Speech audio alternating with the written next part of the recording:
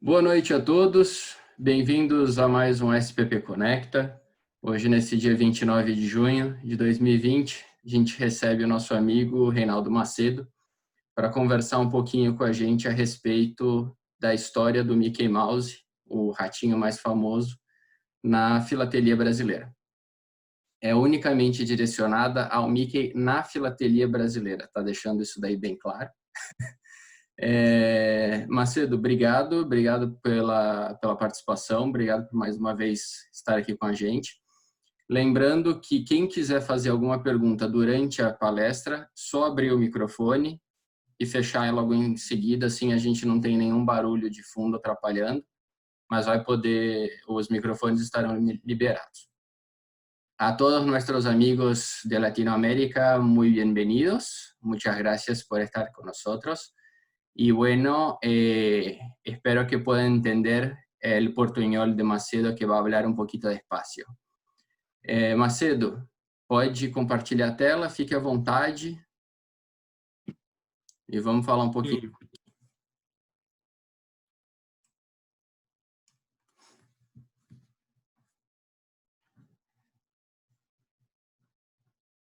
Me ouve bem? Sim. Sim. Ok.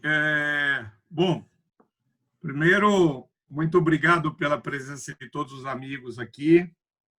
É bastante emocionante poder encontrar todo mundo, é bastante emocionante ver essa união de toda a América aqui, que começou, evidentemente, com minha oficina.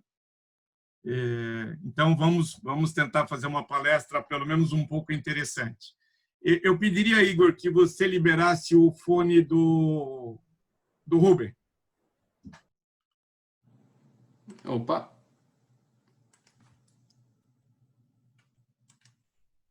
Libera aí, Rubem. Ok. Me ouvem? Então, pessoal, eu vou antes do Reinaldo começar a palestra dele, eu vou tomar 2 minutinhos de vocês, coisa bem rápida, só para deixar aqui um registro em nome da FEBRAF. Indiscutivelmente, o que a gente vem vivenciando nesses últimos meses é muito triste, né? A pandemia traz uma dor bastante grande para todos nós, mas, ao mesmo tempo, na tentativa da gente fazer, né, a vida continuar, e nós, filatelistas, né, sempre vamos olhar para os nossos selos, para as nossas coleções nesses momentos. Eu faço questão aqui de deixar um registro, um agradecimento e um reconhecimento, em nome da FEBRAF, à SPP, no sentido de realçar, né, a importância desse SPP Conecta, tão bem estruturado e tão bem aceito por todos nós nessas várias edições já acontecidas. Eu não tenho o número certo, mas acredito que já tenhamos chegado aí a umas 30 edições do SPP Conecta. Tem sido, né, o SPP Conecta um fator tremendamente importante na divulgação da filatelia entre nós brasileiros, mas também de congraçamento, um congraçamento que há muito a gente não via entre os filatelistas de uma forma geral. Então, fica aqui, né, o registro dessa nossa satisfação, trazida aqui através da presidência da FEBRAF, em nome da FEBRAF, esse reconhecimento, né, do trabalho que a SPP vem fazendo através do SPP Conecta.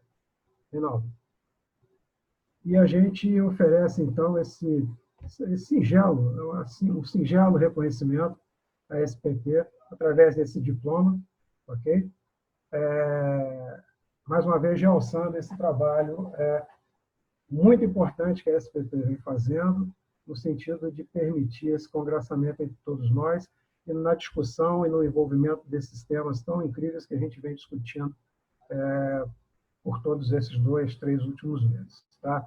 E que a gente, né, em nome da FEBRAF, mais uma vez, a direção da FEBRAF apoia de uma forma bastante efetiva e também oferece, no caso, a SPP, um selo de apoio que fica à vontade, no caso a SPT, usá-lo nos seus fatores de divulgação, nas atividades relativas, então, a esse SPT Conecta. Tá?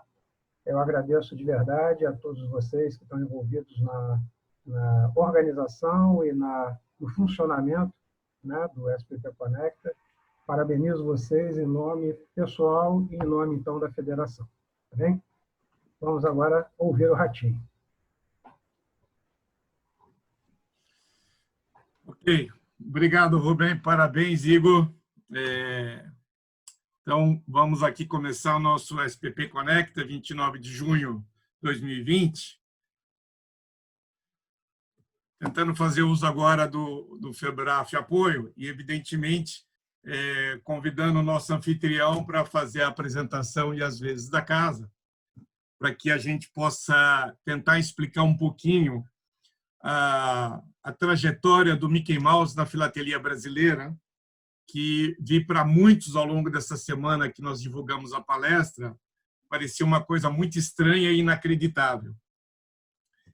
Então, para que a gente pudesse se localizar um pouquinho da onde surgiu a ideia dessa palestra, na verdade, eu me interesso muito pelos enteiros postais, em particular os enteiros postais do Brasil, e desenvolvi nos últimos tempos uma coleção dos aerogramas, material que, de uma certa maneira, é bastante sucateado por todos vamos chamar, os nossos comerciantes. E os aerogramas do Brasil, na verdade, eles começam em 1946, com as mensagens de Natal, que se estenderam aí até os anos 2000. Mas, particularmente, como veículo comercial de correspondência, o primeiro aerograma do Brasil é de 1976, é o aerograma azul, que coincidentemente aparece aqui na nossa tela, é um aerograma da Marta Pop. E os aerogramas do Brasil foram até 2015, com o lançamento de um aerograma que era para que se comunicasse com os atletas da Olimpíada. E aí a história do Brasil, de uma certa maneira, fica fechada. No roteiro da coleção de aerogramas que eu montei, eu não incluí, evidentemente, as mensagens de Natal, porque isso é um capítulo muito particular e muito grande.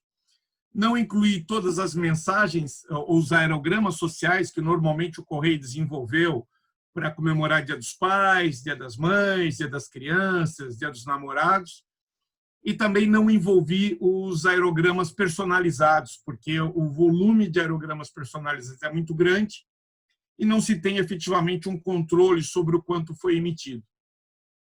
Então, basicamente, quando eu montei uma coleção de aerogramas, ela tinha os aerogramas nacionais, dividido entre os regulares, que só para facilitar em termos de cor são os azuis e os laranjas, que tanto nós convivemos com ele e nunca guardamos isso como uma forma colecionável. Aquilo que eu chamei dos aerogramas temáticos, que são as séries que o Brasil emitiu mostrando as regiões do Brasil e os aerogramas do Mickey, e os aerogramas de serviço, que efetivamente são os aerogramas que os Correios emitiram ou para uso de justificativa eleitoral ou para algum cadastramento que era necessário em Ministério do Trabalho. E separei também os aerogramas internacionais, que basicamente eram temáticos. Então, quando numa conversa com o Igor, numa brincadeira, eu falei, eu faço uma palestra sobre o Mickey. E aí, por quê? Porque eu ia tirar uma parte, um capítulo da minha coleção de aerogramas e ia falar sobre o Mickey. Só que quando eu olhei isso, eu vi que só o capítulo temático não teria consistência, porque aerograma são muito poucos, os aerogramas de Natal não estavam envolvidos e nem os envelopes. Então, para que tivesse alguma consistência, eu puxei todo o material que efetivamente falava sobre Mickey, abrangendo, então, os aerogramas e abrangendo os envelopes. Bom, então aí começamos com Mickey Mouse na filatelia brasileira. É importante fazer um comentário aqui, que conversando com o Dr. Brás, presidente da Sociedade Filatélica Paulista, e ele me disse, olha, eu vou lá participar da palestra porque eu estou doido para ver como é que você vai fazer uma palestra sobre o Mickey Mouse. E foi naquele momento que me caiu a ficha que era uma missão bastante complicada de fazer, uma apresentação sobre um assunto tão restrito. E aí, nesses dilemas da madrugada, eu lembrei, efetivamente, de um show da Disney, onde, no final do show, onde sempre o Mickey brigando contra o mal, derrota o mal, efetivamente, aparece no topo de uma montanha, vestido do traje mais característico, que é o terceiro traje que a gente tem aqui, que é o feiticeiro. De repente, ele desaparece do topo da montanha e aparece na base dela, vestido com traje de gala, e diz: imaginação, isso é imaginação. Então, cheguei à conclusão que o único jeito que a gente poderia fazer uma palestra aqui era usando alguma imaginação. Então, vamos começar a palestra com aquilo que é o ponto principal, o criador do Mickey Mouse. Walter Elian Disney, conhecido por todos nós como Walt Disney, nasceu em Chicago em 5 de dezembro de 1901, faleceu em Los Angeles, 15 de dezembro de 1966, e tem como atributos ter sido um produtor cinematográfico, um cineasta, diretor, roteirista, dublador, animador, empreendedor, filântropo e cofundador daquilo que faz parte da infância de todo mundo, né? O Walt Disney Company, que eu acho impossível aqui nessa nossa plateia ninguém nunca que tenha convivido com um personagem da Disney. Como é que apareceu o Mickey Mouse?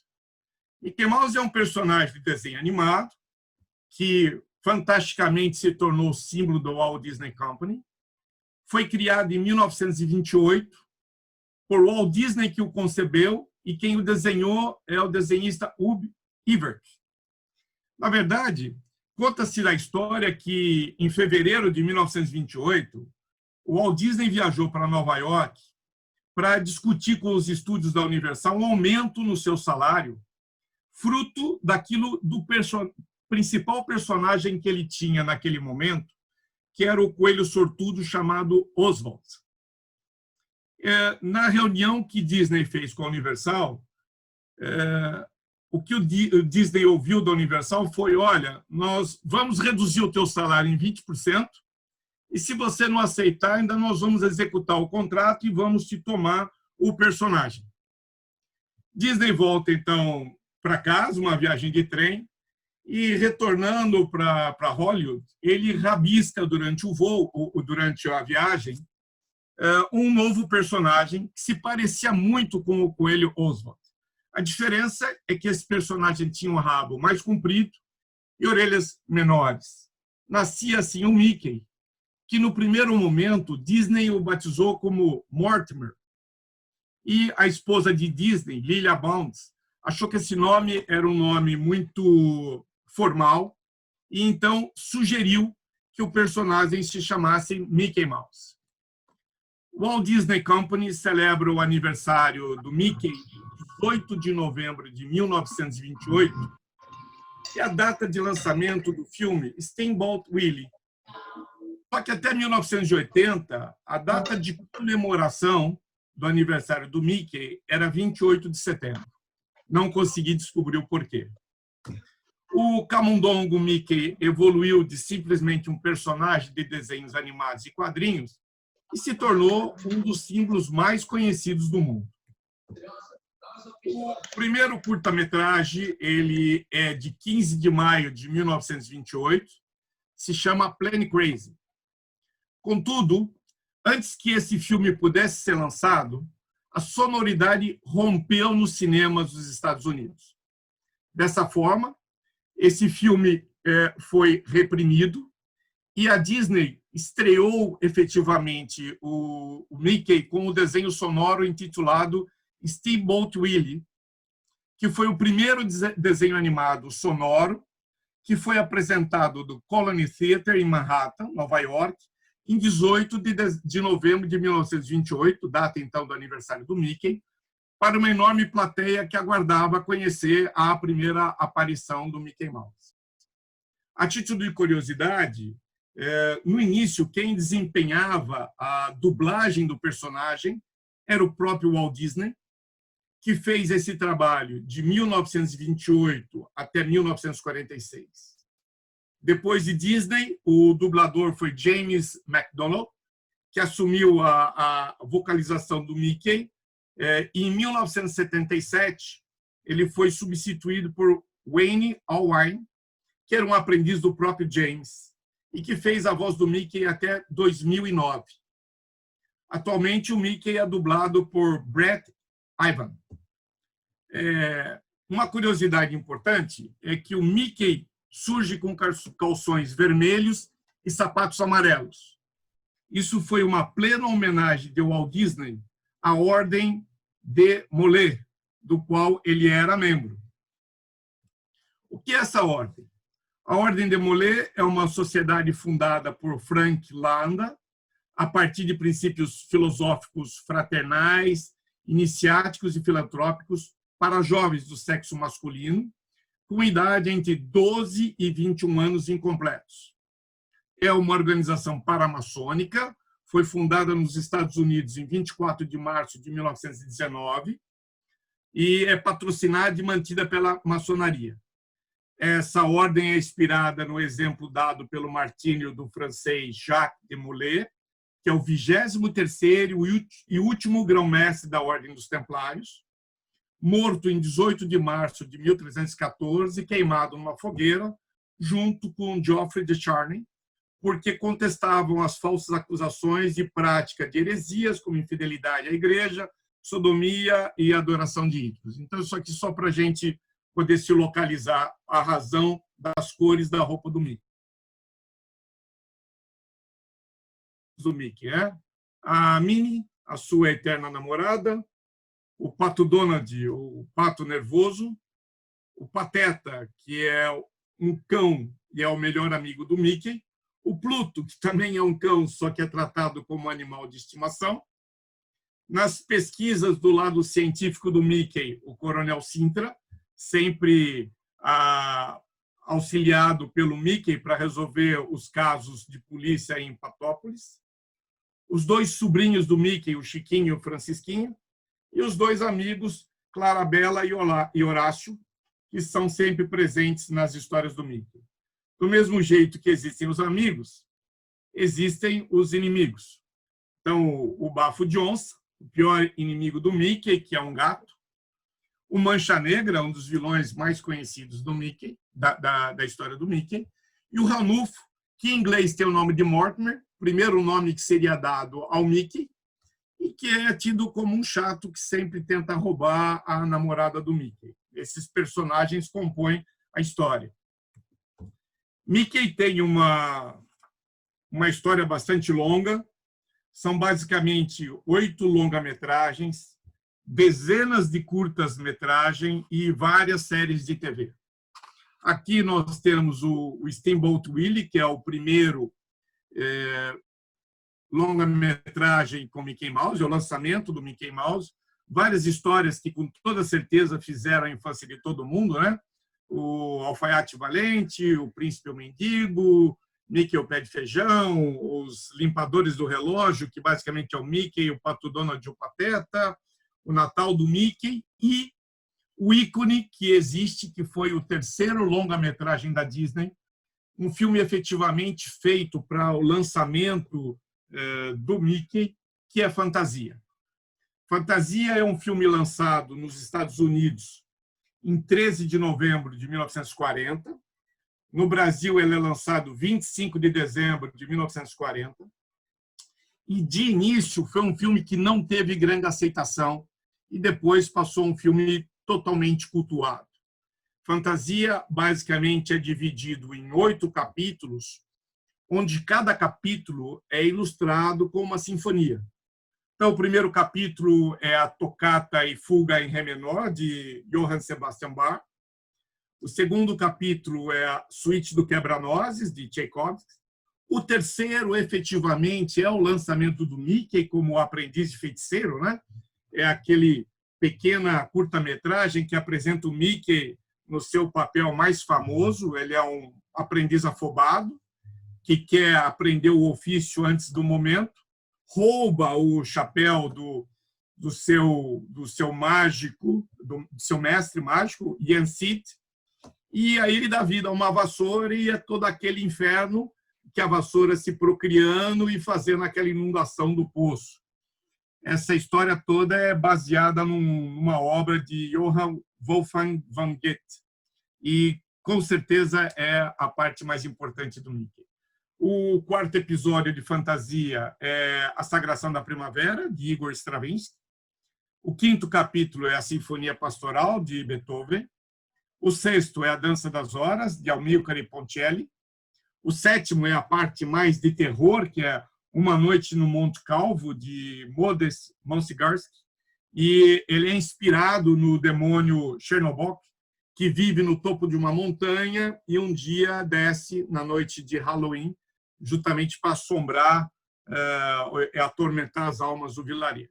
E aí, evidentemente, como você tem esse ponto tenebroso e de medo, se encerra com o oitavo capítulo, que é Ave Maria de Franz Schubert, que põe daí todo mundo em paz através de uma procissão até uma catedral gótica.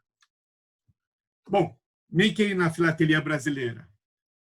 Basicamente, isso ocorre nas emissões de 1998, quando o Mickey celebra 70 anos de vida. O Correio lançou em 1998, então, um carimbo de primeiro dia, que é esse que estamos vendo aqui no canto direito, né? O semblante do Mickey, Correios, a cidade de São Paulo, a data do lançamento, 16/10/98, e a idade do Mickey, 70 anos. E o Correio lançou também, na oportunidade, 4 aerogramas, que nós vamos ver, e mais 4 envelopes. E, quando foi lá por novembro, no mês 11, suponho o mês 11, porque era o mês característico do lançamento das mensagens de Natal, não saberia dizer a data, o Correio lançou mais 4 aerogramas natalinos com a turma do Mickey.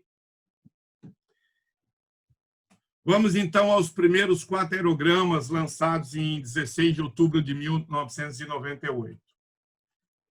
Vamos tentar entender como isso ocorreu, porque é uma coisa bastante atípica, né?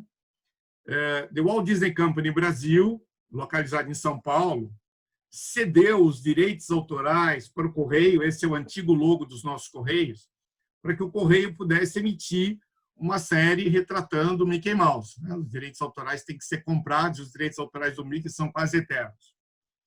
Os Correios contrataram a Best Expressão Social e Editora para fazer a edição desses aerogramas. Aqui é importante fazer uma observação, né? Porque nós estamos acostumados sempre a associar toda e qualquer emissão do Correio à Casa da Moeda do Brasil. A Lei 5.895/73 e o Decreto 2.122/97, que aprovaram o Estatuto da Casa da Moeda do Brasil, são os instrumentos legais por inexigibilidade, uma vez que concedem a essa instituição a exclusividade para a impressão de selos postais no Brasil. O que não for selo postal, o Correio tem o direito de contratar terceiros. E isso foi sempre, de uma certa maneira, exceção ao nosso primeiro aerograma azulzinho, que ocorreu. O Correio ou sempre usou suas gráficas no Rio de Janeiro, ou, a exemplo do que nós vamos discutir agora, contratou gráfica de terceiros. Então, o Correio contratou a Best Expressão Social para a impressão e a Best, evidentemente, produziu os aerogramas e retornou para o Correio para que o Correio fizesse a comercialização. Vamos tentar entender como isso ocorreu. Esse é o primeiro rascunho, o primeiro artwork que a Best preparou para os Correios. Evidentemente, era o início do relacionamento. Mandaram isso como uma forma de mostrar aos Correios aquilo que poderia ser criado. E aí, então, os Correios estudaram e começaram a desenvolver, juntamente com a Walt Disney Company, os Correios e a Best, como uma empresa de impressão, começaram a desenvolver 4 aerogramas retratando a turma do Mickey. Esse aqui é o primeiro projeto. Ele tem data de fevereiro de 1998. Então, um relacionamento que já deveria estar se desenvolvendo de final de 97, início de 98. Basicamente, esse aerograma, o que nós temos aqui é a parte externa, com essa imagem do Mickey fazendo uma saudação, aspectos folclóricos e arquitetônicos do Brasil, a Minnie com uma câmera fotográfica com uma inspiração de turismo, e embaixo a Minnie fazendo uma pose com a Margarida fazendo também uma tomada fotográfica.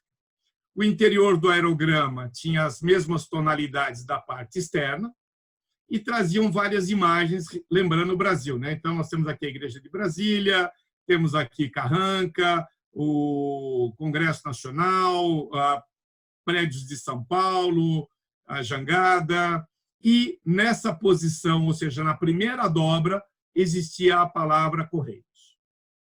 O segundo aerograma, também desenvolvido nessa parceria Walt Disney Company, Correios e Best, traz o Mickey com o seu cachorro Pluto, o Mickey de turista dentro do nosso país, algumas vistas internas do Brasil, uns instrumentos musicais aqui para o Mastro Rosa, o berimbau, o jogo de capoeira, a indicação da palavra Correios e a face interna, mais uma vez retratando uma parte da imagem do aerograma, e mais aqui embaixo a denominação Estudo de 1998. O terceiro aerograma traz o Mickey fotografando, como selo o calção do Mickey, e aí um mosaico de coisas de imagens que remete ao Brasil, né? Bumba Meu Boi, um índio, igrejas, Vitória Régia, um gaúcho, Jangada, Carranca, o interior na cor marrom, trazendo mais uma vez a foto de detalhe do Mickey, tirando fotografia, e a indicação aqui que o trabalho foi executado em fevereiro de 98. E o quarto aerograma trazia a Minnie, novamente dentro de um mosaico, dentro de um mosaico, o selo, o sapato do Mickey, a indicação de Correios, fevereiro de 98, e se repete a imagem aqui da Minnie com todo esse aparato. Dentro do desenvolvimento, houve um aprimoramento da imagem, então, em março de 98, como a gente vê aqui embaixo, se apresentou um novo trabalho para o Correio. Para facilitar, vou colocar aqui um comparativo com o que havia sido feito em fevereiro. Então, nós temos o logo do Correio, que antes se apresentava na primeira dobra, próximos aos dígitos do CEP, bem para baixo, basicamente no quadrado designado a remetente.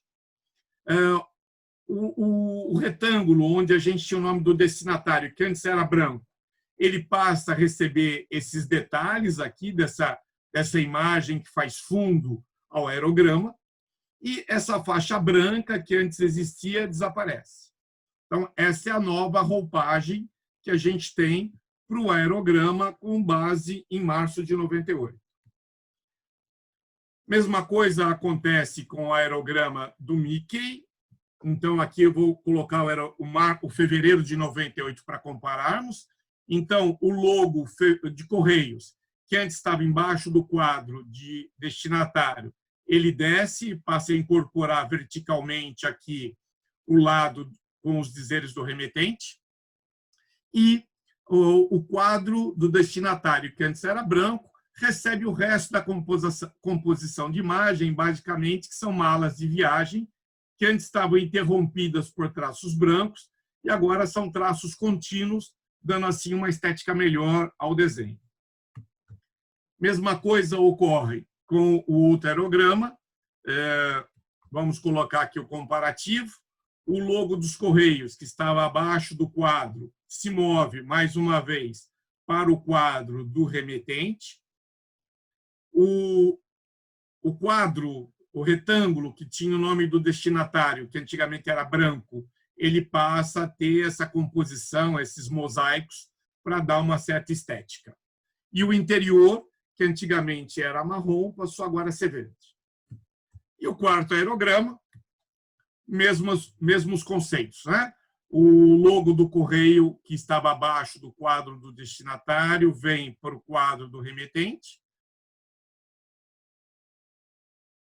Anteriormente era branco, se dá continuidade ao desenho, não fazendo assim nenhuma interrupção do conceito gráfico que estava lá. Bom, isso feito, Existe uma carta de 22 de junho de 1998, carta endereçada ao DEFIL, que, surpreendentemente, ainda estava no Rio de Janeiro, no 16º andar, endereçada ao seu Celso Pop, com referência ao contrato de consignação entre a ECT e a ABEST, Expressão Social e Editora, com a seguinte informação: conforme informado anteriormente, segue com a presente 5 provas de prelo de cada um dos aerogramas referente ao projeto acima para sua análise e teste, e posterior retorno com comentários. Esclarecemos que os mesmos estão com 3 milímetros a mais que o original, amostra da ECT em nosso poder. Informamos que já estamos corrigindo as medidas dos filmes sem comprometimento da estética e medida das amostras. Solicitamos que os testes sejam efetuados o mais breve possível para que possamos dar prosseguimento à produção dos mesmos. Estamos a seu dispor, Sueli Lopes. O que é importante destacar dessa carta? Esse parágrafo. Esclarecemos que os mesmos estão com 3 milímetros acima do original. O que significa isso? Os aerogramas originais dos Correios têm a medida de 157 por 227. Em particular, esses aerogramas que o ABEST enviou para o Correio tinham 163 por 230, ou seja, não são só 3 milímetros maiores. Ele, na dimensão, na largura, ele é 6 milímetros maior e na altura ele é 3 milímetros maior, e daqui a pouco nós vamos ver o impacto que isso traz.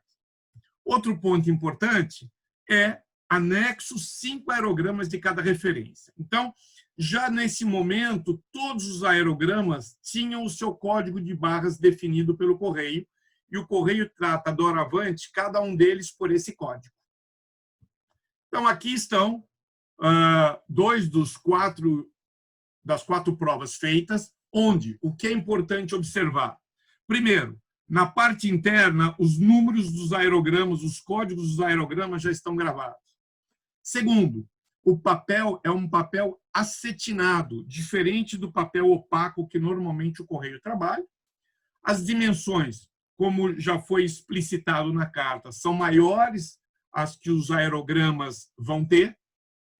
E aqui estão as outras 2 imagens dos outros 2 aerogramas com as mesmas observações, Na parte interna, ele já tem os códigos de barra, e as imagens que nós estamos vendo aqui são exatamente as imagens que estão retratadas nos desenhos de março de 1998. Lembra que eram as alterações das posições do Correio e não existia mais retângulo branco, existia a invasão da estrutura de base dos aerogramas para fazer esse preenchimento. Então, esses são os 4 primeiros modelos elaborados pelo Correio. Bom, em 31 de julho, ou seja, basicamente 40 dias após a primeira carta, ou seja, a carta de 22 de junho, deve ter ocorrido algum relacionamento entre Correio e BEST, que eu desconheço, e a BEST enviou para os Correios novas provas para que os Correios fizessem novas análises, dessa vez com 2 pontos bastante importantes. Primeiro ponto, o papel de acordo com a especificação dos Correios. Segundo ponto, os aerogramas definitivamente dentro da dimensão que os Correios trabalham. Então, o Correio recebeu um primeiro lote de 14 peças, representando basicamente 1, 2, 3, 4, 5 itens que estão aqui, para discutir uma nova formatação do aerograma.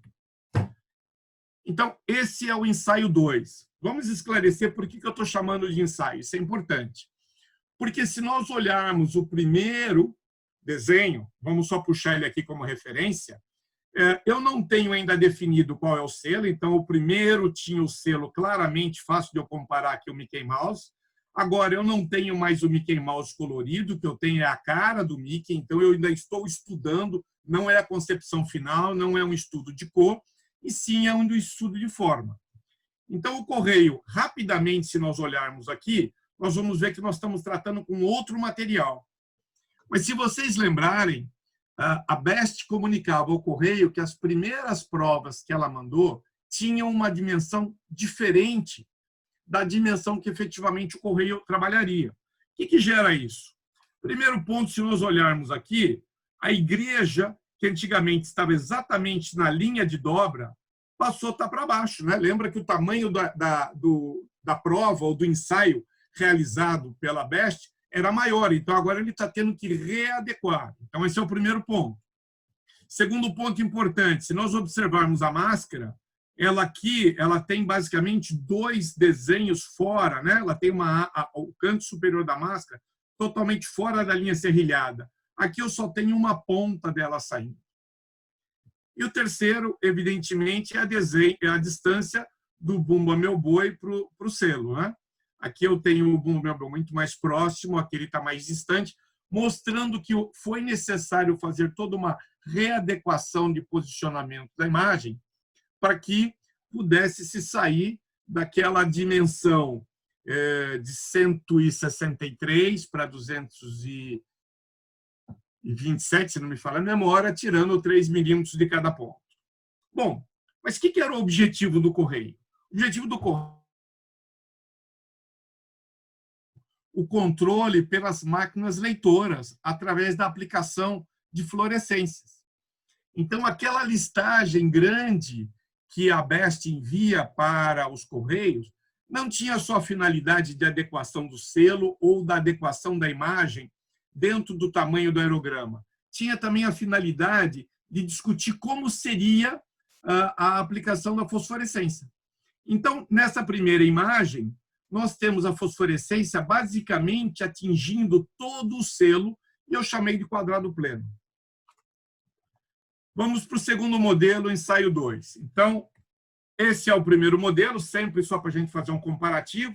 Então, facilmente a gente consegue detectar que existe uma alteração do desenho do selo, o Mickey estendendo a mão de comprimento, com todo esse arco-íris por trás dele, dá vez novamente a padronização do Mickey Mouse com o nome dele gravado.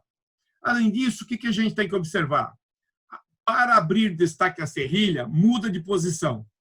No primeiro ensaio, ele estava no canto esquerdo, agora ele vem para o centro. Se a gente tomar como base os lutadores de capoeira, tomando a cabeça dele e o pé dele como referência com relação ao selo, a gente vai ver que o lutador de capoeira agora está mais afastado do selo. E o terceiro ponto é esse desenho da mala do fundo. Dá para reparar que no desenho de baixo, basicamente, eu tenho um espaço maior da mala aparecendo. Aqui o desenho, a linha da mala, está muito mais próxima do selo. Então, basicamente, eu tenho 3 mudanças significativas em função da redução da imagem que dá vazão ao ensaio número 2. E aí, nesse caso, eu consigo detectar 2 tipos de fluorescência. Uma que é a quadrada, mas ela, ao contrário da outra, ela está dentro do selo e não atinge plenamente a palavra pré-selado. E existe um segundo teste, onde ele é um círculo no centro do selo. Aqui não vai dar muito para perceber, mas aqui está a onda de um carimbo mecânico do CTA de Jaguaré, de 28 de julho de 1998. Então, possivelmente, essas cartas passaram pelos leitores para ver se as opções de fluorescência que estavam sendo adotadas eram factíveis de serem lidas pelas máquinas. Terceiro modelo é esse que está aqui, sempre para fazer um comparativo. Então, sempre o primeiro que nos salta à vista é a mudança do selo. No ensaio número 1, eu tinha o calção do Mickey. Aqui eu volto à padronização de ter a cara do Mickey com a palavra Mickey Mouse e o pré-selado. E aí vamos às outras mudanças. Para abrir destaque a serrilha, a indicativo passa a vir ao centro do aerograma. O selo está mais afastado com relação à estrutura de malas, né? Vejo que aqui embaixo o selo basicamente toca as malas, e aqui eu tenho uma pequena distância. Mesma coisa acontece com o desenho da Vitória Régia. Eu tenho uma variação com relação à altura e o distanciamento. E aqui na lateral, se a gente for ver, essa parte do mosaico ela está mais afastada. do que ela é menos afastada do que do que eu estou trabalhando aqui, onde eu tenho aqui uns 2 milímetros de distância. Nesse caso, a gente localiza 5 tipos de fluorescência. A gente localiza uma que é tida como um quadrado pleno, localizamos a segunda, que é um quadrado pequeno dentro do selo, voltamos a localizar a fluorescência em forma de círculo no centro do selo, uma fluorescência em forma de triângulo, tendo como base o próprio selo, e depois esse triângulo invertido. Então, para esse aerograma, foram testados 5 tipos de fluorescência. E depois, por último, o aerograma que tem a mim. Para o nosso comparativo, como sempre, fácil de diagnosticar que o selo foi alterado. Aqui nós temos o sapato do Mickey e aqui voltamos na padronização. Então, vocês podem observar que é o 4º aerograma, o 4º com a face do Mickey. E, como diferenças, aqui eu apontaria o canto, onde o arabesco agora invade a moldura, antes ele estava exatamente na quina. A mesma coisa acontece aqui no canto, né? Veja que antigamente eu tinha detalhe da folhagem, agora esse detalhe está saindo fora do selo. O escrito para abrir destaca serrilha, que antes estava mais para o lado direito, agora ele está centralizado.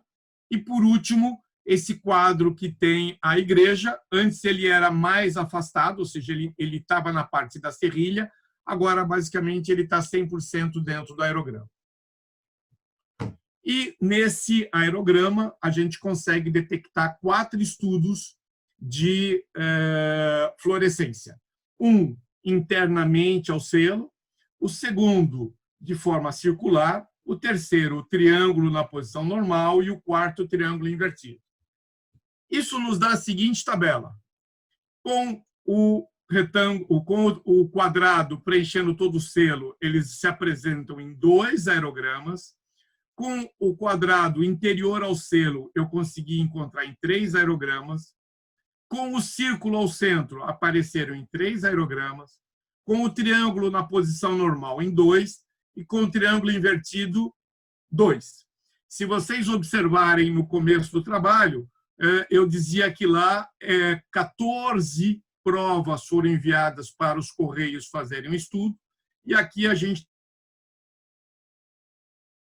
mas eu não faço a menor ideia qual classificação poderia ter. Então, 2 delas não são conhecidas.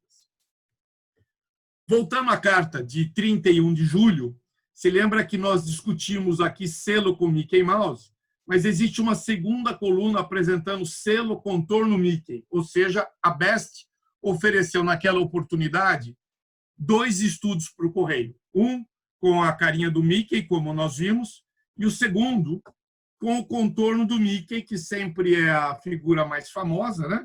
E aqui, nesse caso, a BEST enviou para o Correio 16 ensaios para que o Correio pudesse testar. Então, aqui nós temos, basicamente, a imagem é a mesma que nós temos no aerograma anterior. O que muda é que, ao invés da gente ter aquela carinha sorridente do Mickey, grafado Mickey Mouse, eu tenho aqui simplesmente o contorno, né? O contorno da carinha do Mickey. Tem aqui o único fluorescência que eu consegui diagnosticar, que é com o quadrado dentro do selo do Mickey.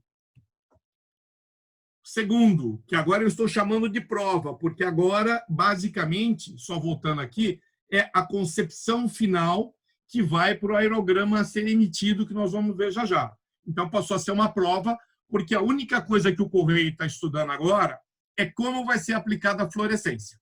O layout do aerograma, as cores do aerograma, a dimensão do aerograma já estão fechadas entre Correio e BEST. Então, essa é a primeira opção. No segundo aerograma, eu consegui localizar os 5 estudos. Então, o quadrado pleno, o quadrado interno ao selo, o círculo no centro do selo, o triângulo na posição normal, o triângulo invertido. Na terceira prova, é também localizável os 5 tipos de fluorescência, né? Quadrado pleno, quadrado interno, círculo, triângulo na posição normal, triângulo invertido. E No quarto aerograma, que aqui também dá para a gente perceber as linhas da máquina do CT Jaguaré, eu consegui localizar 4 variações de fluorescência. O quadrado interno, o círculo, o triângulo na posição normal e o triângulo invertido. O resumo seria basicamente esse. Na posição de quadrado pleno, localizei uma única amostra. Na posição do quadrado interno, os 4 aerogramas apresentaram esse estudo, com o círculo no centro do selo. 3 dos 4 apresentaram, triângulo na posição normal, 3 dos 4 apresentaram, triângulo invertido, 3 dos 4. Ou seja, do total de 16 cartas ou 16 provas enviadas ao correio, eu consegui estudar 14. 2 delas, nenhuma noção. E aqui nós temos o aerograma tal qual ele foi emitido. Nenhuma das 5 fluorescências estudadas foi, no fim, adotada. O que o correio adotou foi essa fluorescência em forma de moldura. Então, aqui nós temos o primeiro aerograma com a Mini, é exatamente a imagem que nós vimos, a diferença que tem exatamente a moldura. Na face interna, canto inferior esquerdo, a numeração já dada desde o começo e o logo da Best impressora. Segundo aerograma, o Mickey com o Pluto, as mesmas considerações, canto inferior esquerdo, o código de barras, e no selo, a fluorescência em forma de moldura. O terceiro aerograma é o mais curioso. Ele apresenta as mesmas características que a gente estudou, só que, se os senhores lembrarem, nos projetos do Correio de fevereiro e março, a cor desse aerograma era vermelho. Nos ensaios 1, 2 e na prova 1 apresentada, esse aerograma era a cor azul escuro. E o aerograma emitido foi na cor azul celeste. Então, de todos os aerogramas, o que teve a maior variação é esse aerograma do Mickey fotografando. E aqui o quarto aerograma, a Mini fotógrafa, o selo com a moldura, com a fosforescência em forma de moldura. Aqui eu fecho a primeira parte da apresentação, que são os primeiros 4 aerogramas. Não sei se existe alguma dúvida ou se a gente continua para o capítulo 2. Estou aberto.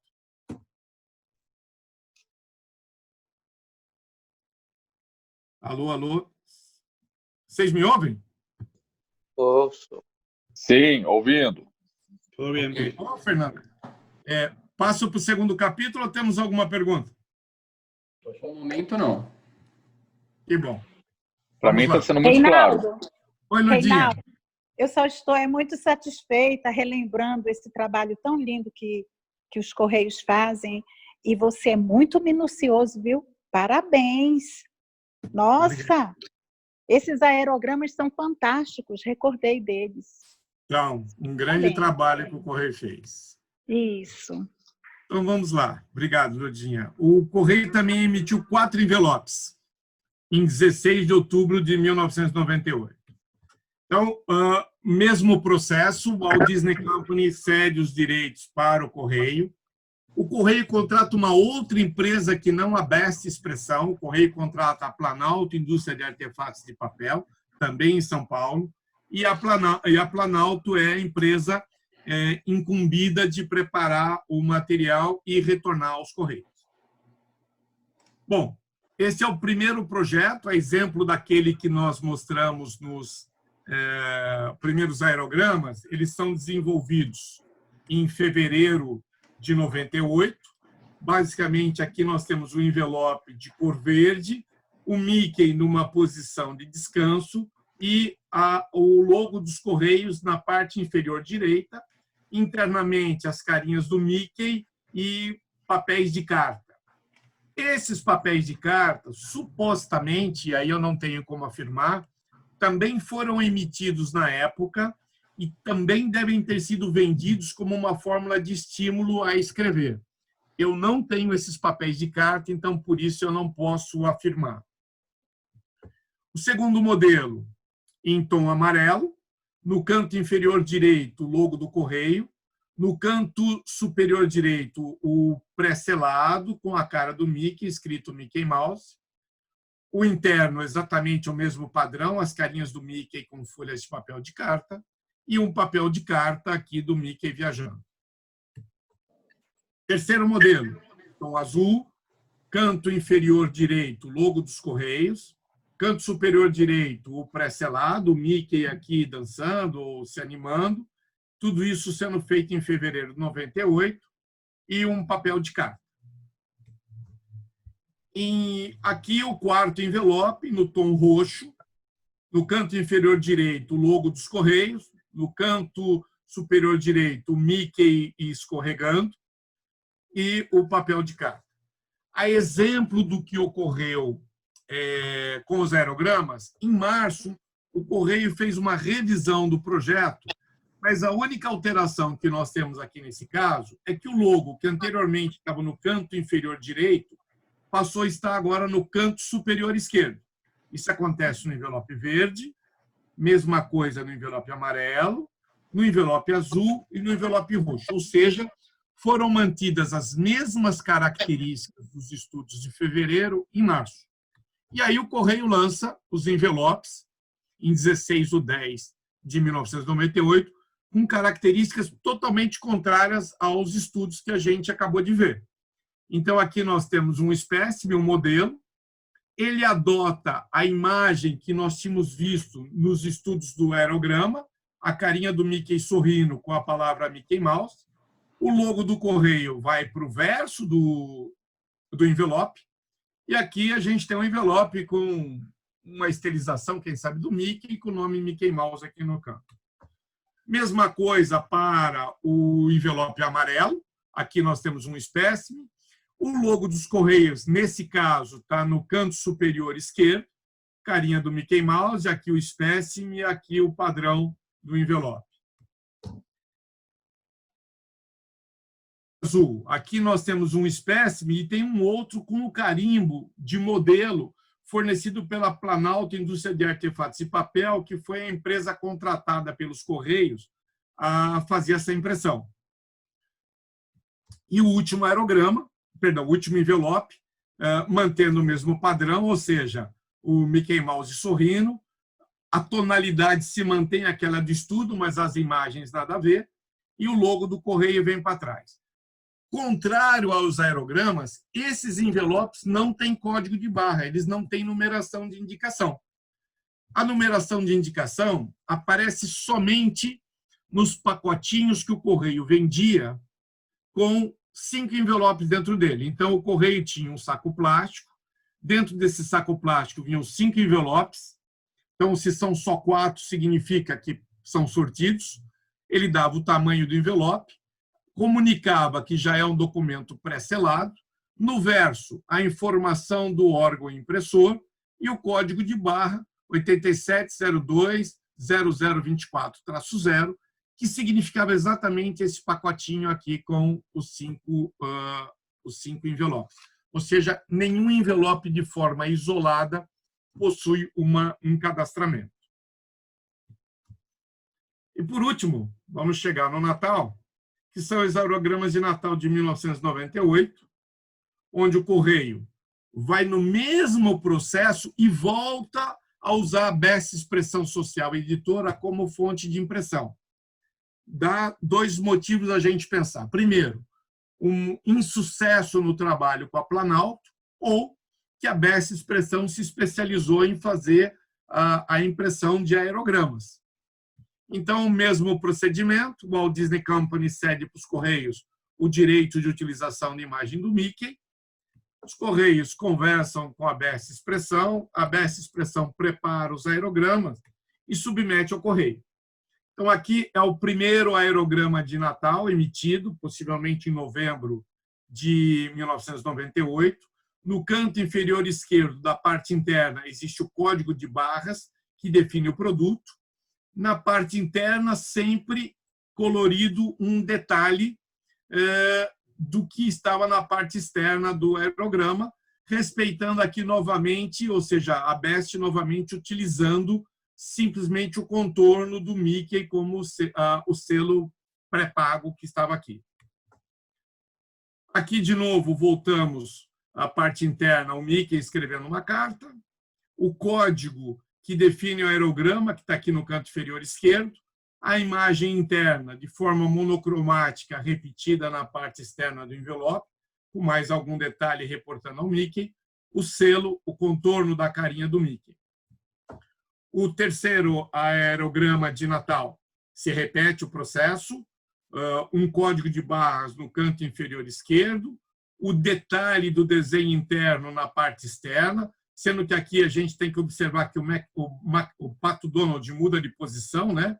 Na parte interna ele está do lado da Mickey, na parte externa ele está do lado do Mickey. E o último aerograma, a Minnie escrevendo sua cartinha colorida na parte externa, os detalhes da roupa da Minnie, e a Minnie aqui pensando no que escrever. O selo sempre se repete o contorno.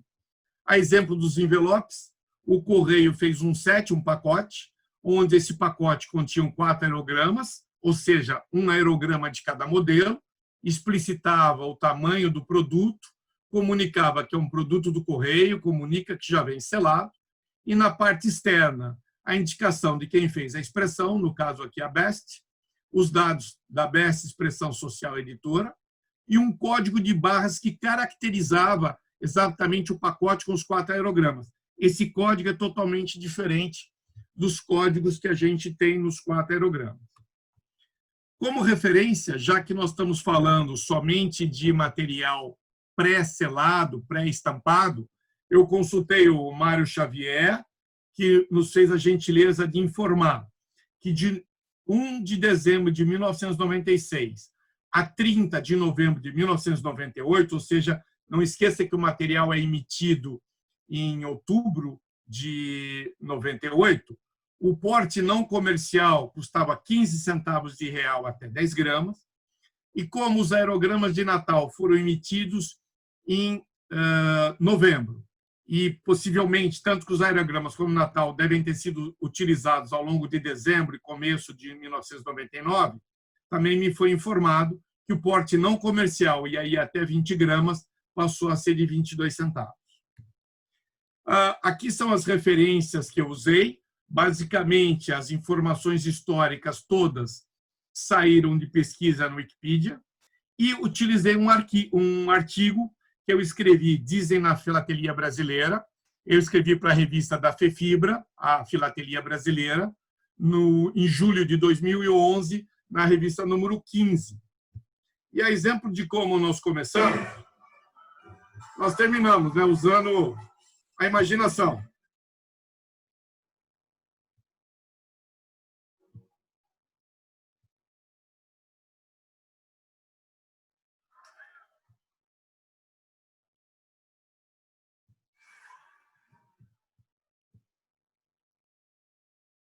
E fechamos aqui. Opa, um segundo, que uma falha técnica.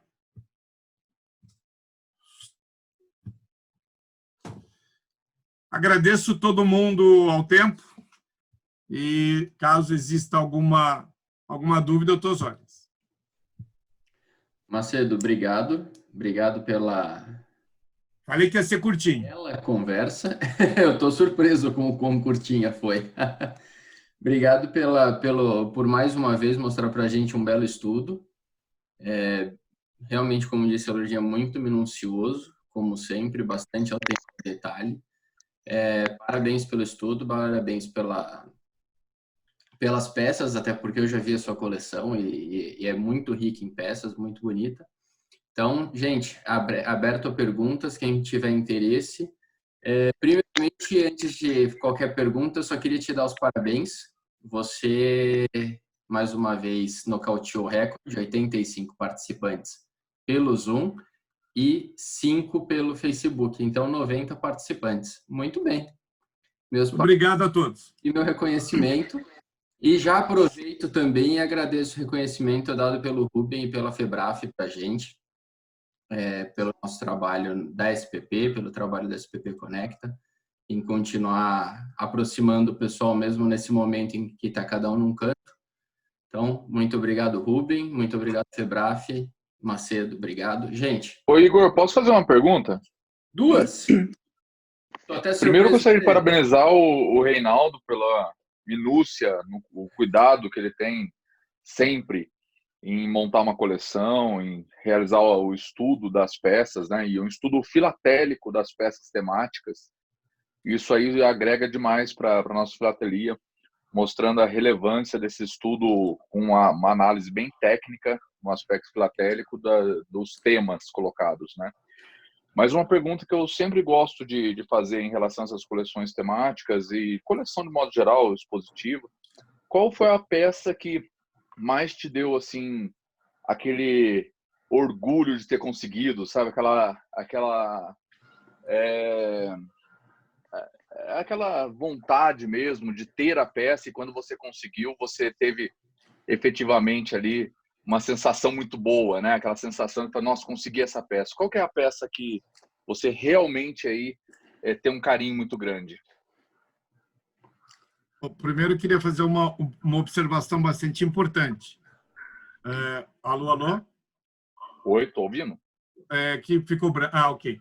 Primeiro, uma observação muito importante, em que pese toda a riqueza temática que esses aerogramas possuem, e com isso significa que podem ser usados numa série de coleções, o estudo, para mim, ele está composto como uma coleção de inteiros postais. Então, eu não faço uso da riqueza temática dos aerogramas. Eu faço uso da parte da estrutura física, da qualidade do papel, da dimensão e do estudo da fluorescência. Evidente que você pode levar todo esse estudo para dentro da temática e usar algum ponto, mas a minha abordagem ela é estritamente como inteiro postal, tanto que eles são um capítulo da minha coleção de inteiros postais em aerogramas. Acho que a peça, por incrível que pareça, as peças mais interessantes foram as cartas, porque as cartas me permitiram dar uma dimensão do que a entidade impressora estava imaginando e a quantidade de material que há. Então, quando a gente entra no material efetivamente emitido, de acordo com a dimensão do correio, de acordo com o papel do correio, existem 30 cartas, das quais 26 estão comigo. Tem 4 que eu não faço a menor ideia de onde estão. Das primeiras provas, a carta ali é explícita, onde ela diz que 5 peças de cada uma das provas foram feitas, mas eu só vi 2 nessa minha vida. Uma está comigo e a outra está trancada em Nova Friburgo, então não sei se vai ser vista novamente. As outras, possivelmente 3, não sei que fim levaram. Então, tanto podem existir, como podem estar colocadas em algum lugar que ninguém faz ideia, ou podem ter sido destruídas. Não descarto isso, porque a finalidade desse material era única e exclusivamente de teste. Então, nós vemos um valor que, efetivamente, às vezes, quem está do outro lado trabalhando não vê. Então, a pessoa pode ter testado e pode ter dado fim ao teste, até como no escritório. Às vezes, quando eu escrevo uma carta para não ter confusão, eu rasgo a carta e jogo fora, para não correr o risco de misturar e, de repente, dar um encaminhamento errado. Então, todas são boas, né? Mas acho que as cartas foram mais emocionantes no aspecto de poder qualificar e quantificar. Una pregunta. Hola, Andrés. Primero quiero felicitarte. Excelente presentación, muy lindo estudio, como si hubiera sido de un entero clásico. Muy lindo. Toda una pieza de estas fue inventada para ser usada. Sí.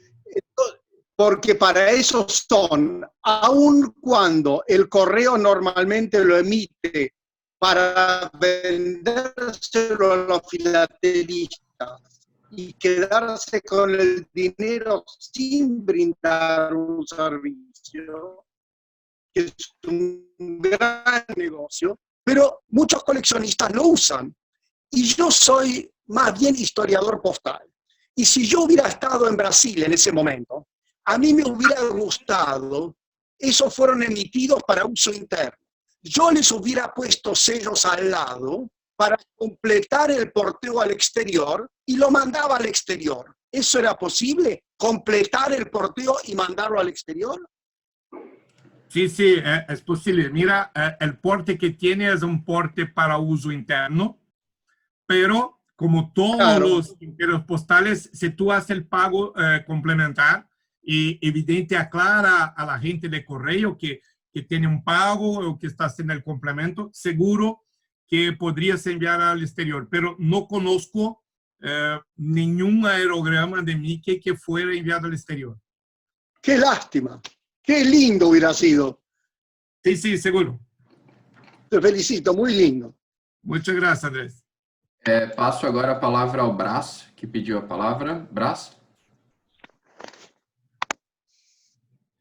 Bom, eu quero fazer o registro. O Rubem Porto está no nosso ambiente?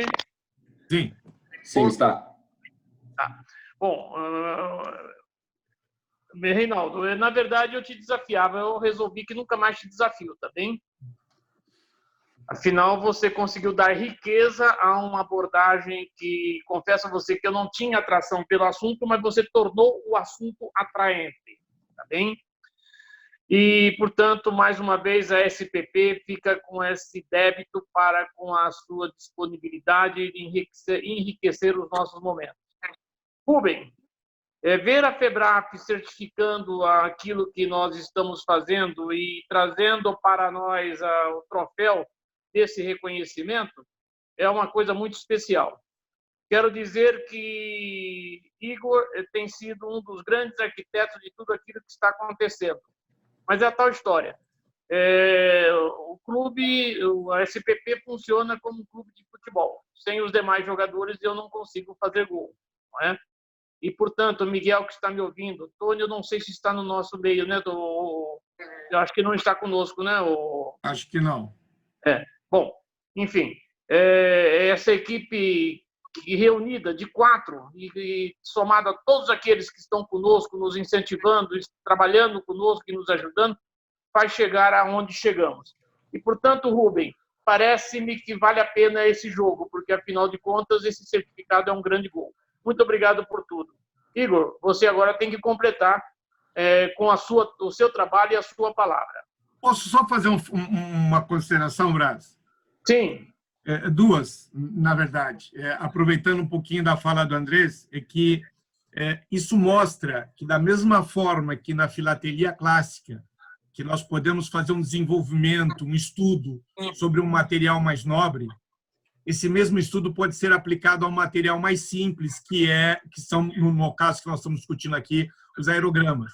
Então, a filatelia ela pode ser desenvolvida em todos os campos, com mais ou menos investimento, mas o prazer de desenvolver um estudo, o prazer de fazer novas descobertas, independe do valor do material e depende única e exclusivamente do desejo do colecionador pesquisar isso. Segundo ponto importante, e eu vejo que os Correios estão aqui presentes, são pessoas todas muito queridas, a Júlia, a Ludinha, a Eliane, a Salete e todo o pessoal que eu não consigo agora nem listar, para mostrar o trabalho que esse pessoal do Correio de Base já fez para a nossa filatelia, né? Sempre preocupadas em instruir, preocupadas em buscar a emissão de um material diferente, e isso fez com que nós crescêssemos. Eu só lamento que, nesse momento, o Correio não veja a filatelia tal qual deveria ser vista, tanto como fonte de renda, porque é um negócio, como uma forma de veicular cultura. Mas eu agradeço a todo o pessoal do Correio que está aqui presente, porque foi um pessoal sempre de base que nos permitiu fazer filatelia de verdade. Sou grato a todas elas. Você me faz... Reinaldo, você me fez observar duas coisas que eu devo adicionar. Primeiro, estou na mesma tela que o Andrés e percebi a atenção que ele dedicou à sua fala, né? E a forma como ele reagiu ao final. E vejo que cada vez mais nós estamos no meio, num ambiente em que a América Latina está virando um país só para nós, né? Estamos todos congregados, né? Estamos todos sempre nos falando, nos vendo, né? O nosso querido Ted vai se recuperar de tudo que passou. Estive com ele em Wuhan e estamos todos torcendo por ele, não é? E o fato é que a grande família está reunida aqui nesse espaço. Você reuniu 85 pessoas, mais 5 pessoas no YouTube. Somos 90. As nossas queridas colaboradoras dos Correios, que têm história lá dentro por tudo aquilo que fizemos e onde chegamos. Eu só dou uma mensagem. Não sei se elas ainda estão por lá, mas pelo que estiveram, fizeram muito, não é? E admito que, se estiverem por lá, tem aqui um estímulo para lembrar aos Correios que nós ainda estamos presentes e vamos enriquecer a filateria, né? Não muito mais, porque rica ela já é, mas vamos manter essa riqueza da filateria, tá bem? E um abraço a todos, foi muito bom estarmos juntos, ouvir a todos. Eu ainda tenho tempo só para falar um pouquinho? Tenho? Claro, Alô? claro. Oi, Reinaldo. Oi, Ludinha. Tá. Então, olha só. Desde o início da sua palestra, eu recordei todas as vezes quando você ia aos Correios, que você falava assim: Lurdinha, ainda vou trabalhar aqui. Lembra-se? Ainda continua sendo um sonho. Você brincava muito, eu tenho sonho de trabalhar nos Correios. Bem, agora hoje eu entendi direito, porque você é um estudioso. Quando você falou no carimbo comemorativo dos 70 anos do Mickey, e depois você falou da carta endereçada ao Celso Pope, eu compreendi direitinho. Por quê? Para você desenvolver um estudo tão minucioso, você tinha que estar bem pertinho dos profissionais de Correios. Concorda? Então, você, uma pergunta, uma curiosidade. Você, além das peças que você coleciona e que você estuda, você também tem as provas de prelo, você tem os estudos que você busca nos Correios. Você encontra facilidade para isso? Ou você já encontrou? Porque na minha época, quando eu estava lá, eu sempre abri as portas para os filatelistas, para as federações, clubes, associações e até os comerciantes. Então, é isso que me fascina na filatelia. Eu não sei, eu já não estou mais na filatelia, lá dos Correios, mas eu ainda vivo essa história porque foi uma jornada inteira de trabalho. E uma jornada que eu fiz junto com vocês. Eu tentei aproximar todos os segmentos que trabalhavam a filatelia. Os colecionadores, os clubes, as associações. A gente chegou até a FIP. Você acompanhou meu trabalho. Então, eu queria tanto que os colecionadores de hoje tivessem a oportunidade de ter provas de prelo, informações bem consistentes do que realmente é uma peça filatélica, como ela foi produzida, criada, desenvolvida e emitida. É isso o meu sonho hoje do lado de fora dos Correios. Você teve um sonho e agora eu tenho outro. E com essa live, com essa proximidade de hoje, eu senti voltar em mim o desejo de também estar nesse jogo de relacionamento, de conhecimento, de cultura e de filatelia, que é tudo isso junto. Então, Reinaldo, olha, a minha pergunta, você tem prelos também? Você ainda tem facilidade de obter o material necessário para os seus estudos? Bom, Ludinha, vamos por etapa. Primeiro, as primeiras peças todas que eu mostrei são as provas de prelo. Segundo, esse é um material bastante difícil de se obter, bastante raro e, via de regra, único. Por isso que eu coloquei que as provas em dimensão e em papel correto são únicas, existem 30, eu consegui apresentar aqui 26. Como de se esperar, para qualquer correio, é um material difícil de se obter. Tá bom, então.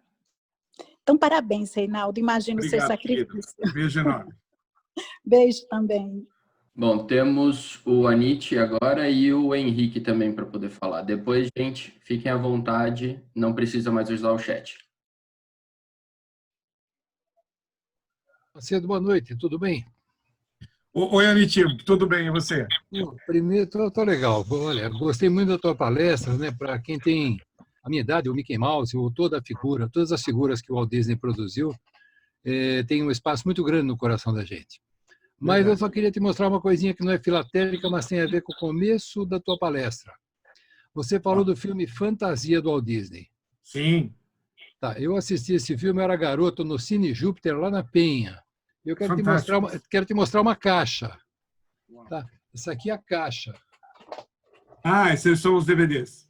Não, não é DVD, cara. Eu sou antigo. Que isso? Tá?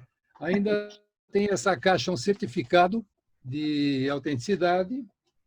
Nessa caixa tem 2 fitas VHS ainda lacradas, uma com a história do filme e 2 CDs com as músicas dos filmes. Uau, Essa benção fantástico. você não tem, cara. Esse aqui é um dos orgulhos que eu tenho aqui nas minhas quinquilharias, porque realmente o Walt Disney ele criou uma infância para a gente que foi maravilhosa, bem diferente da infância que as crianças têm hoje. Tá? O Mickey ele é um modelo de lealdade, de honestidade, é um modelo de quem não abandona ninguém, é um modelo de quem ama o próximo. Então, essa figura que o Walt Disney criou é uma figura que vai ser eterna, ela já é eterna. E a tua exposição, a tua coleção, realmente, cara, tá? Eu compro ela, depois eu te dou um cheque, você preenche, tá bom? Tá bom, depois a gente conversa. Henrique? Obrigado, doutor Anitta. Estão me ouvindo? Estou te ouvindo, Henrique. Bom, primeiro, eu fiz a brincadeira no início com relação ao tema, mas eu acho que além do tema, que é um grande desafio você falar de algo muito lúdico, com a seriedade da filatelia, e você é muito didático. Já é a terceira palestra sua aqui, e recorrentemente, não só aqui, como também nas nossas conversas pelo WhatsApp, você é bem didático, e isso é importante para um palestrante. Parabenizar a SPP pela homenagem, pelo reconhecimento da FEBRAF, e principalmente que a SPP, desde algum tempo, me deu a oportunidade de fazer palestras e de outras pessoas. Eu sempre assistia de longe, já moro aqui em Recife há 13 anos, enfim, mas desde o Rio de Janeiro eu acompanho as atividades da SPP, mas principalmente primeiro com as palestras, depois com as palestras online. Aí tive contato com o Fernando, com o Igor, eu tive a oportunidade de apresentar minha coleção de Segunda Guerra lá, na época que eram feitos online, o Igor lá na câmerazinha, o Fernando conduzindo a reunião, o Braz, que deu até um presente no dia que eu fui, num sábado, que estava em viagem de trabalho lá em São Paulo. E através da SPP Connect, eu acho que é importante, para além da pandemia, ser um espaço de debate. Eu estou vendo pessoas aqui toda segunda e quinta que eu via praticamente de 2 em 2 anos, de 4 em 4 anos. Ou às vezes de 10 em 10 anos de uma brasiliana, porque pelas distâncias geográficas, enfim. E está proporcionando isso, e também o movimento tem acontecido de grupos de WhatsApp, desde o final do ano passado tem participado de alguns, o de censura, entre ressentimento do Império, enfim, eu acho que são atividades que fazem a gente reencontrar pessoas e estimular bastante o estudo da filatelia, enfim. Eu queria parabenizar e agradecer as oportunidades que o Igor, o Braz, enfim, Fernando, em outro momento, me deram para poder divulgar um conhecimento que passei muito tempo aqui acumulando em Recife, sozinho, lendo jornais antigos, lendo revistas, e são uma oportunidade boa e juntando peças. Eu, efetivamente, tenho uma pergunta e depois aproveitando que tem gente nos Correios, de uma época até Lourdinho e outros funcionários, uma época que eu acompanhei, muito grato, muito feliz da filatelia. A primeira para a pergunta. Eu não entendi, Reinaldo, com relação à fluorescência nos cartões e aerogramas, qual era a função dela para a máquina de carimbar. Aí você falou que era para leitura, mas eu não entendi no que isso facilitaria a leitura. Não sei se você explicou, poderia explicar melhor. E só para encerrar, no final, aproveitando que tem o pessoal do Correio, quase um protesto, que hoje eu recebi uma notícia, quer dizer, eu já tinha tido, mas hoje foi a confirmação, que o último Centro Cultural de Correios do Nordeste foi fechado, aqui o de Recife. Hoje, por acaso, uma pessoa me ligou para pedir até, como eu sou museólogo, alguns conselhos sobre o transporte das peças históricas, que é difícil. Quer dizer, efetivamente está se fechando e está se fala até em vender o edifício, isso é um absurdo, um edifício histórico dos Correios. E eu faço protesto como morador de Recife, como museólogo, como filatelista. Porque quando inaugurou esse edifício, há 10 anos atrás, teve uma Abrapex sendo realizada nele. Sim. Há 2 anos a gente realizou, inspirados no evento de Brasília em 2017, o Colecione PE, em 2018 e 2019, que era um momento de reunir os colecionadores de diversas modalidades aqui no Recife. Eu participei da organização dos dois.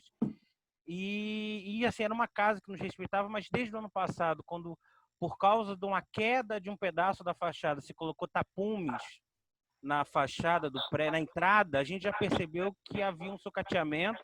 Depois o fechamento da agência postal Marquês de Olinda, que era uma agência muito movimentada, com uma justificativa que não tinha renda, mentira.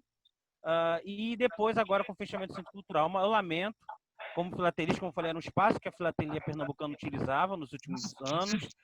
É um espaço, enfim, que o público via exposições na área cultural, e é uma pena, porque teve um momento, como o Reinaldo falou, da importância, e Lourdinha, da importância cultural que os Correios davam, e agora, por questões políticas de gestão, não consegue enxergar esse potencial para além de venda de mercadorias.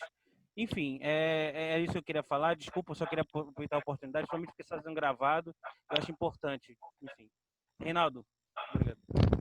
Sendo a parte técnica, e aí o Xavier tem muito mais propriedade que eu para explicar, as máquinas que faziam o controle e a carimbação detectavam a fluorescência no selo. Então, quando as máquinas eram colocadas, quando as cartas eram colocadas na máquina, elas corriam, e na medida que elas passavam, a máquina detectava que tinha ou não tinha selo e fazia a carimbação. Tem um mestre aqui, o Xavier, não vou nem me atrever a procurar, a comentar. Xavier pode dar uma aula para a gente aqui sobre isso facilmente. Xavier.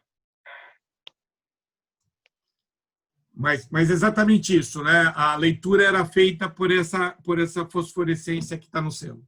É isso mesmo. A fosforescência posicionava o envelope, o objeto postal, a um local onde não era nem necessariamente para carimbar, era para carimbar, mas principalmente para ler o CEP e fazer a triagem da correspondência, separar os escaninhos para o direcionamento da correspondência.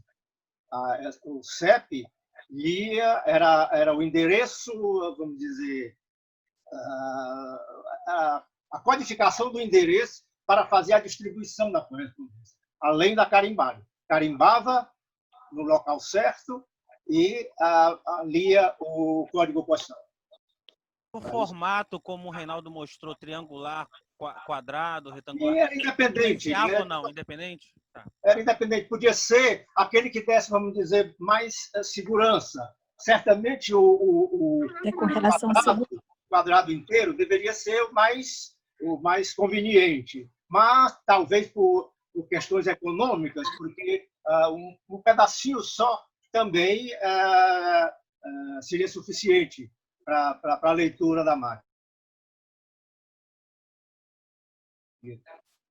Uhum. Certo, dona Lourdinha? Certo. Falou muito bem. Prazer revê-lo, Xavier. Realmente. Igor? Mais alguma pergunta, pessoal? Igor? Aqui. Reinaldo. Sim, Domingos. Exemplares circulados. Você tem? Sim, tem. Eu apresentei. O exemplar padrão de cada um é circulado. Acho que tem Eliane e o Domingos aqui tentando perguntar. Mas são bastante difíceis de serem vistos usualmente. Mas aqueles não era a circulação assim de meia cabreira, de favor? Não, eu pus no correio do centro. Seguiu. Mas eu digo assim, comercialmente, falhado, uma pessoa desconhecida, outra pessoa desconhecida. Tenho envelopes. Muito bem. Eliana Domingos. Era só um alô pro Anish. Anish, aquela coleção ali da fantasia, eu também tenho. Agora eu tenho aqui uma peça original, única, que essa tu não tem. E eu vou tentar ver se consigo botar aqui, né, para vocês verem.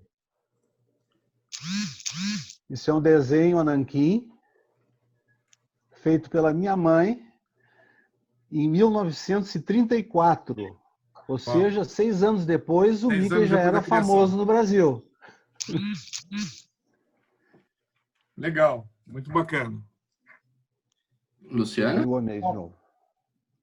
Oi, Igor, para falar? Claro, Eliane, por favor. Boa noite. É um prazer imenso estar aqui. Chamei minha colega Lurdinha para participar. Diferente da Lurdinha, eu continuo trabalhando nos Correios. Queria parabenizar o Reinaldo, a SPP e todos os guerreiros, né, que continuam na filatelia. Eu estou aqui não como funcionária dos Correios, mas como amiga da filatelia. Até porque, se estivesse aqui representando os Correios, eu deveria ter uma autorização para falar em nome dele, e eu não tenho. Mas eu queria só colocar que eu fiz algumas anotações sobre o papel de cartas. Sim, foram lançados nesta época 5 papéis de cartas e vendidos na forma de kit. Era um kit com 5 papéis de carta. Eu não tenho, mas eu conheço algumas pessoas que guardaram. Eu vou ver se eu consigo para poder passar para você colocar na sua coleção para ela ficar ainda mais completa. Sobre a fosforescência nos selos e na marca, né? Marca de pré-selado. Eu acho que a principal, a Lurdinha me corrige, eu acho que a principal função é essa que o Xavier falou, da leitura da máquina, e que aquilo diz que o selo ou o pré-selado é realmente original, é uma marca de segurança. É a segurança. Tanto o caso da moeda, né, coloca no selo, como as gráficas autorizadas à época podiam também fazer, mas que isso era, porque senão qualquer gráfica coloca lá pré-pago, pré-selado, e isso passaria tranquilamente numa máquina dessa de automação. E, por fim, deixa eu ver aqui nas minhas anotações.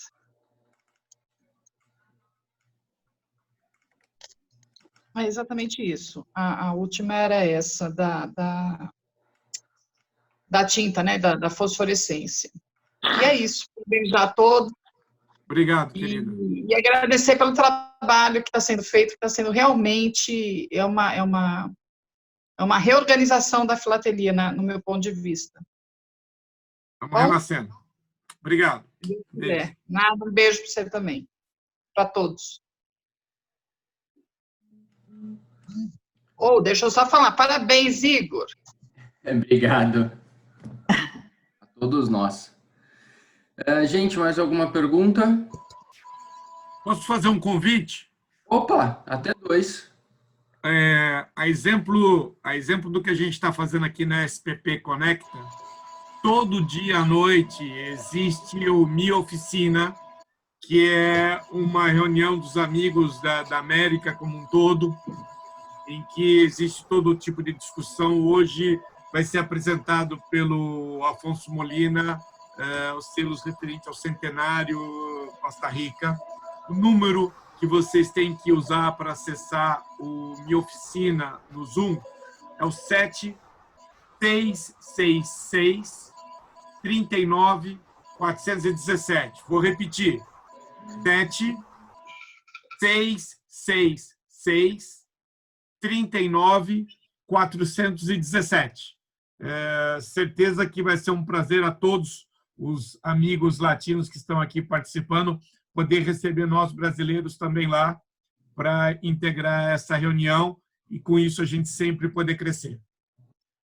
Bom, eu coloquei o número aqui no chat, então quem tiver interesse também está aí. Macedo, mais uma vez, muito obrigado. Muito obrigado. Obrigado pela oportunidade. Pô, que isso, terceira participação e, como sempre, será muito bem-vindo. E aqui já fica o convite para a palestra de segunda-feira que vem, com o Rubem Porto, falando sobre coleções de um quadro, exemplos e formas. Acho que até ele pode me corrigir no título. Eu vou pegar minha cola aqui, vamos lá. Coleções de um quadro, regras gerais e exemplos. Pronto, peguei colinha. Legal. Segunda que vem, e a partir da segunda-feira que vem, às 9h, às 21 horas, a gente tem um tempinho a mais para ficar tranquilo, depois a gente participa todo mundo junto. Obrigado a todos pela participação, muito obrigado pelas perguntas, pessoal de fora, los latino-americanos, muchísimas gracias, ao pessoal também do Correio, Eliane, Lourdinha, muito obrigado pela participação. Júlia, estamos Salete. Sempre agradecendo e convidando a todos, o espaço é aberto para participação. Se alguém tiver interesse em dar uma palestra, em falar, só me chamar, e-mail, WhatsApp, Facebook, só mandar uma mensagem e a gente se organiza. Muito obrigado a todos e uma boa noite. Boa noite. Parabéns, Reinaldo, e parabéns, Diego. Obrigado. Parabéns. Muchas gracias. Muito obrigado. Abração. Azizo, Barbosa e James. Reinaldo, parabéns. Boa noite a todos. Boa noite. Boa noite. Boa noite. Muito obrigado. Boa noite.